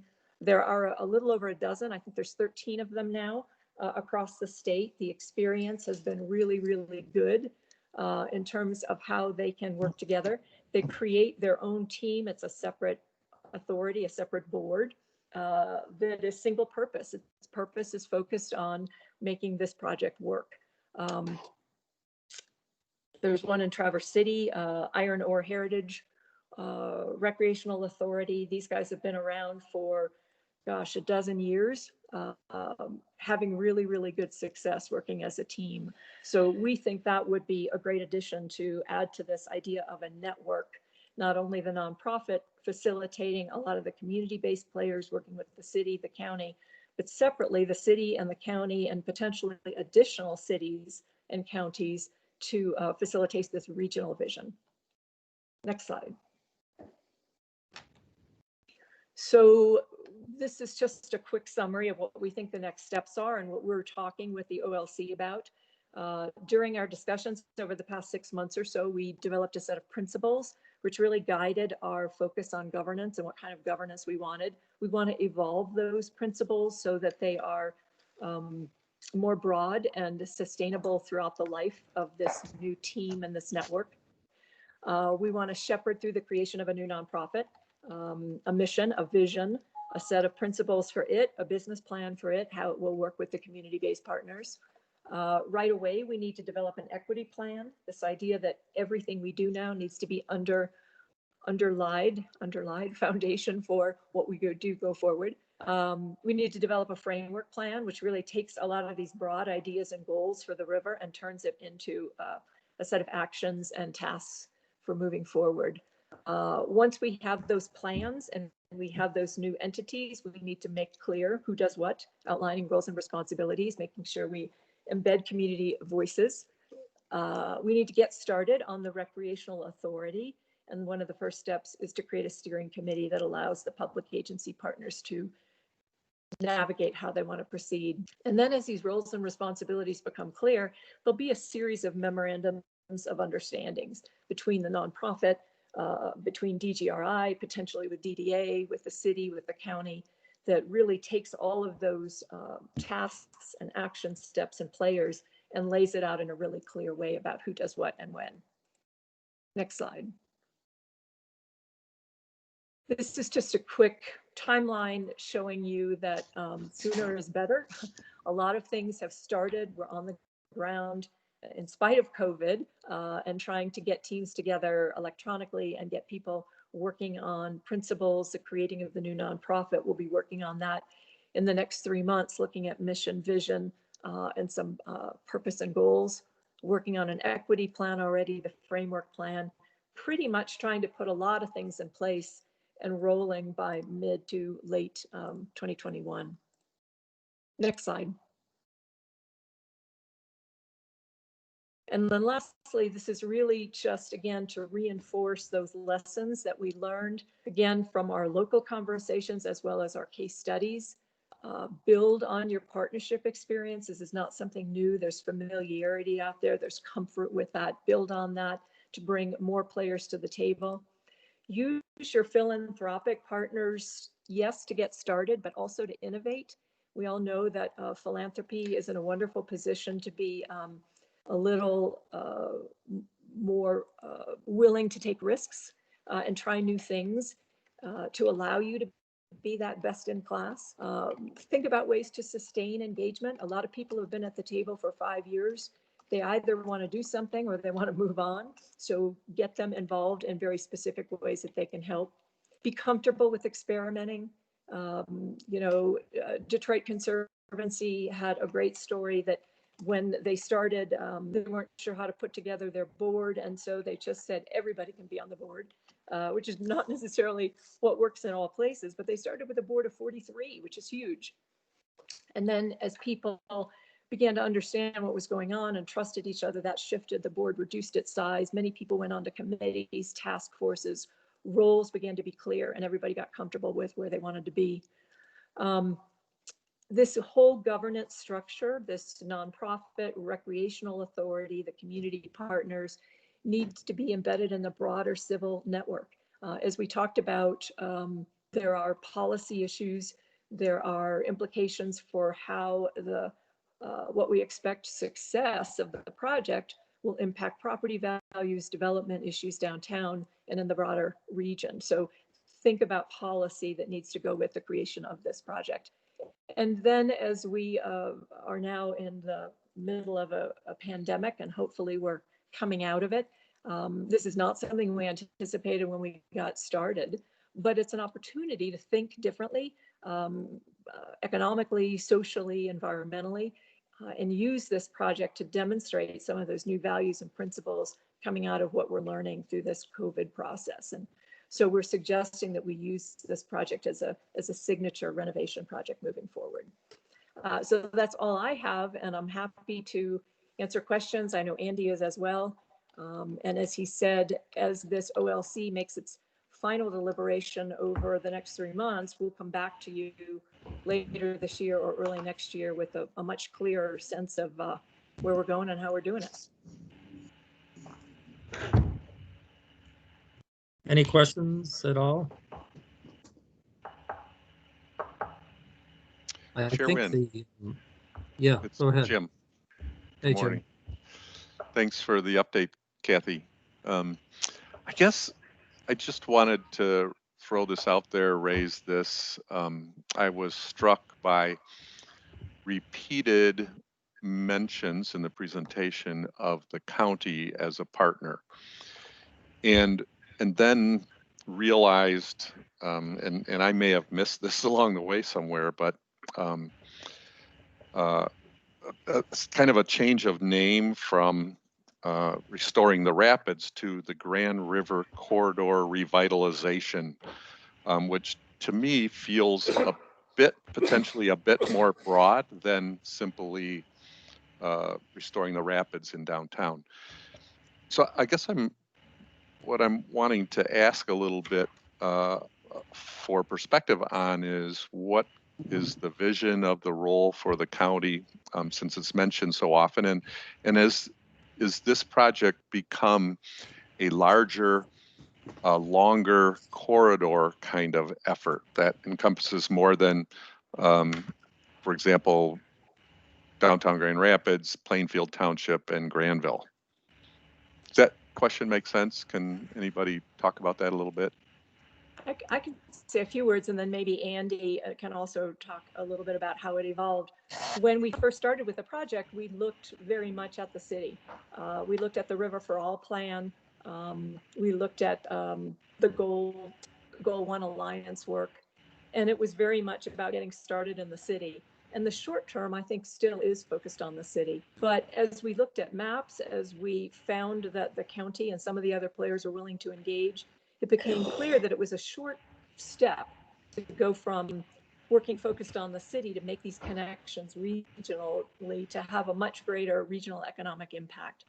those aren't necessarily going to happen in the short term. I think the short term is still focused on the downtown, getting that started, where it will likely have the most short-term impact. But longer term, the opportunity is to create just a tremendous regional trails network that people just couldn't ignore.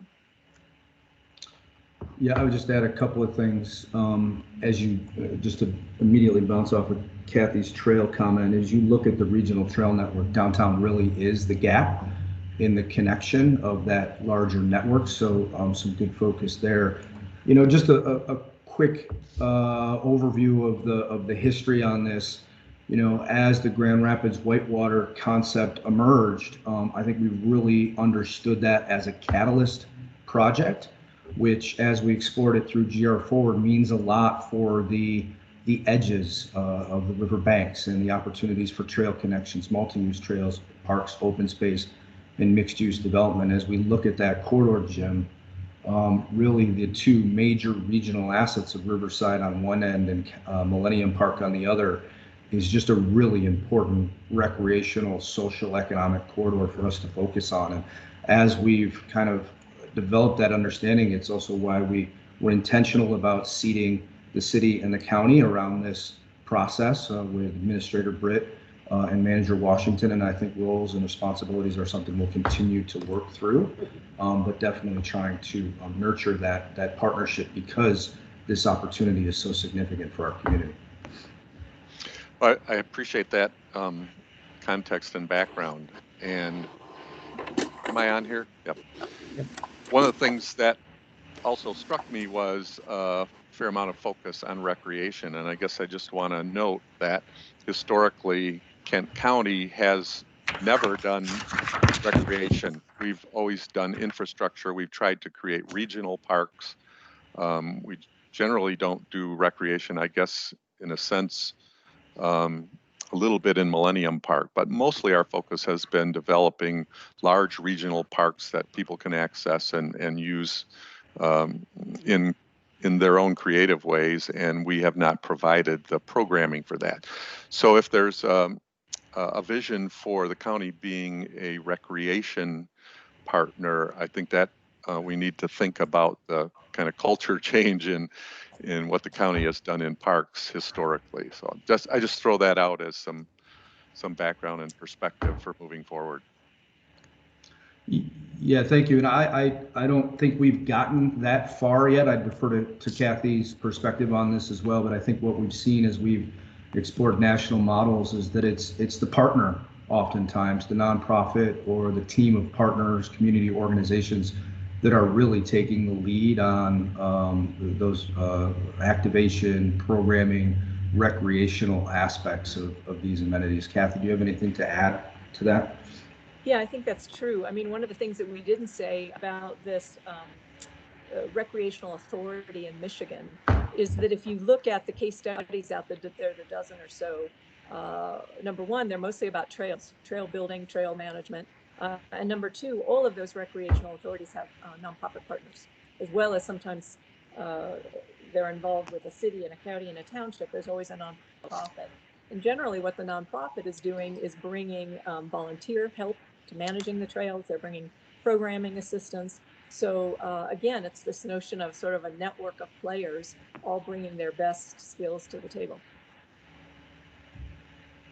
Thanks. That's all helpful, and especially the trails piece, because I know that's a huge piece of what the county does, and connecting that all together will be really important. So thanks a lot for that background. Okay, as chair, we probably need to wrap this up. We've gone over a little bit, but just a general comment for those of us that have been around for a while. We have to be careful that we don't approach process fatigue with this whole project, because it does strike me that you know, it's taken a while. With all due respect to everybody that's involved, it's just as a bystander and as someone who is involved and has been involved, I am feeling a little bit of process fatigue and wanting to know, what are we doing? You know, how do we get this thing started? So I offered that up as just a general comment from one individual, but Yeah, Chair, this is Mayor Bliss, and I appreciate that. I'm in lots of river meetings every single month. I do think it may be helpful, Tim, to provide an update to the full board on where we are with the river restoration aspect of this project. Many of you may know, but we're in the midst of permitting with our state and federal partners. But it may be nice to just get an update. We had a few setbacks because of COVID. But we are actively working on additional studies that are required and all of our permits moving forward. So it may be good to just get an update to the board, not necessarily in a presentation, but at least in writing. And I'm sure I can get that from the city or from our team on the steering committee working on a whole host of issues around permitting, or even from Whitewater. That probably would be helpful. Yeah. Sorry, Rick. No, I was going to say that probably would be helpful, because just seeing some action, occurring at some point is that will help. Yeah, I think it would help, but I will say I really appreciate this process because I do think we need to be very intentional and deliberate to think about long-term governance, and doing that in parallel as we continue to work on not just the river restoration project, some of our other goals around connectivity and some of the work we're doing along the river's edges. I do think that both of these processes are really important, and I do see them coinciding at a really important time as we move forward with some of the construction. Agreed. Any other comments? We look forward to when this turns into a motion. How about that? I'll just say that. You're here soon. Next, yeah, we'll go ahead and get the board a full an update on where things stand with Whitewater and river restoration. Sounds good. Tim, you're up next for your report. I am, and recognizing where we are on the clock, I'll try to be brief here. We do, I think, as you all know, have a lot going on, but I think most of you are up to speed. A few highlights to offer, though. One is we had a RFP out for Lion Square and the redesign of that important riverfront space. We were surprised by the amount of responses we got. So we had over 20 proposals come through. And so our team, in partnership with the city, is going through and reviewing those, and hope to have a recommendation for your consideration at our October meeting. So keep an eye out for that. We are also wanted to touch base on the bridge. So this was the event that you all helped support with kind of a repurposing of our art prize funds. Those activities kicked off late in August with an open windows event down at Rosa Park Circle. So that was that incorporated some of the plywood art that was put up in response to the civil unrest. So we had over 140 artists participate in that event. Through some auctioning, they raised close to $7,000. So it was good to see that. It was a good kickoff event. Activities are scheduled through October 3rd as part of the bridge. A couple of things to highlight this week. Thursday, Degage Ministries has their open door pillowcase down in Anabawan. Saturday is Fiesta Mexicana at Calder, as well as a Glimpse of Africa at Rosa. And then on Sunday, the apartment lounge in the Sheldon social zone is going to be kicking off Sunday brunches. So, and also Sunday is a Local Spins outdoor concert in the Monroe North social zone. So we've seen a lot of creativity from our local event producers in how to reimagine an event, in air quotes there, in the time of COVID. But we believe this is really going to help to drive some activity in downtown, given some of the restrictions we have on business activity. So again, those events activities through October 3rd, encourage you to check out the website, our website, as well as thebridge.com, just to learn a little bit more about what's coming up. Also wanted to point out the air quality work that you all approved back in July.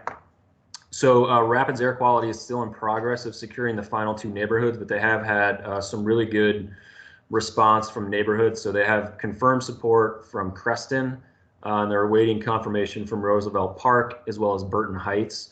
And so their hope is that getting that neighborhood endorsement will help lead to some additional funding partners, which they're also still in conversations with. So they had hoped to be a little farther along in the deployment of the sensors. However, I think the long-term benefit of having good conversations with the neighborhood, getting their buy-in prior to going and securing funding is a positive thing in the long run, particularly recognizing this was going to be a pilot project. So we'll have some more specific updates in October. We just wanted to give you an overview of where they were. On the business side of things, so we are excited to see that the Mel Styles business on Division Avenue, so this was a recipient of our Retail and Innovation Grant. They're planned to be opening is September 19th, so a little bit later this month. Then also GR Noir is under construction, and they are tentatively targeting November for an opening date. So two important investments from the DDA. We're excited to welcome them to the downtown business community. The last couple things I'll touch on, more in the Goal 5 activation space. One, I included in an update to you all in August, kind of all of the murals that are going on. So we have between, I think it was May and the end of October, we would have 26 new murals added to downtown. So just wanted to encourage you, if you haven't had a chance to come down and check some of those out, in particular, some of the Women's Way murals that have come together are really impressive. So just wanted to point that out.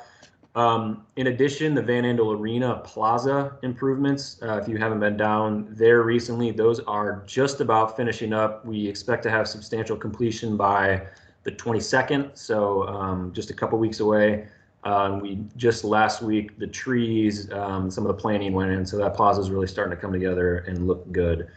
And then lastly, a lot of work going on related to social zones, as you might imagine. So we're continuing to encourage their utilization.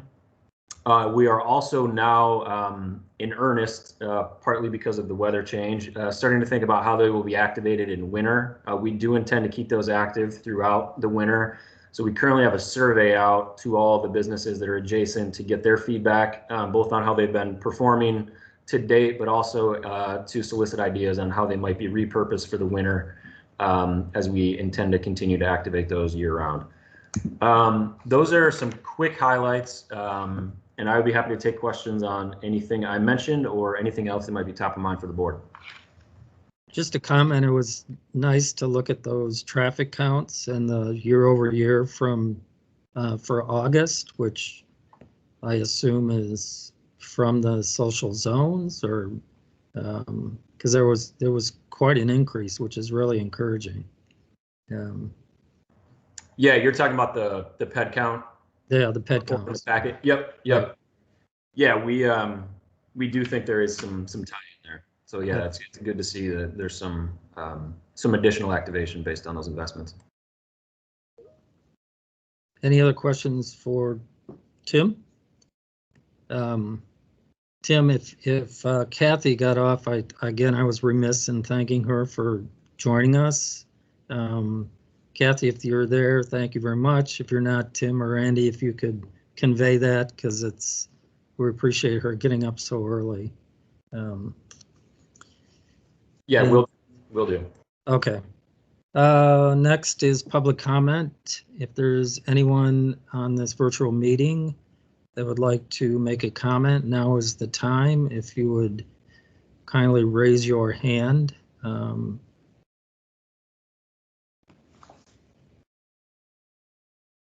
Amanda, do you see any? I do not. Okay. Seeing none, we'll move on to board member discussion. Is there anything any board member would like to bring up to enhance our day? Chair Wynn, I'll just make one comment. One, I want to thank Tim and his entire team for all the work they've been doing, not just with the social zones, but with a whole host of issues, including taking a really big part of bringing the bridge event together.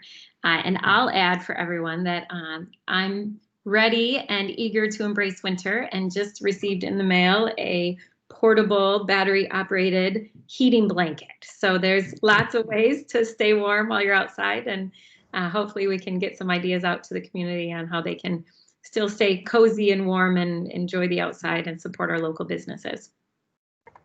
I will add, we are looking to try to extend our social zone there at the corner bar just throughout the winter. So we'll do our best to make that, you know, as warm as possible. So it's really a good thing, I think. I'm really encouraged by what we see, the public embracing it. So every day seems to get more and more out there. So yeah. Any other comments? We appreciate your time. We know this was a long one, and really appreciate everyone coming on. Jermail, sorry about the, I think you did join late. You had one of those cancellation emails, I think, by mistake. So we apologize for that. But glad you could join us. And thank you. And I'll make sure to get your October invite to you as well. Yep. Thank you. And with that, thanks. It's great to see everybody, albeit virtual. Hope to see you around the city, and we are adjourned. Thank you. Thanks, everyone.